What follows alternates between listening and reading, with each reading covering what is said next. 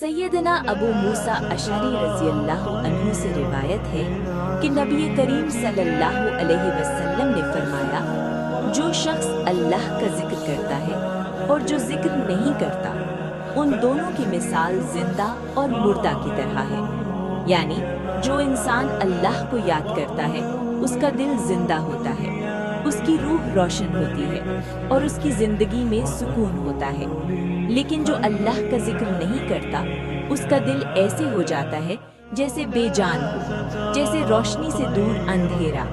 इसलिए हमेशा अल्लाह का जिक्र करो ताकि तुम्हारा दिल जिंदा रहे और तुम्हारी जिंदगी रोशन हो जाए।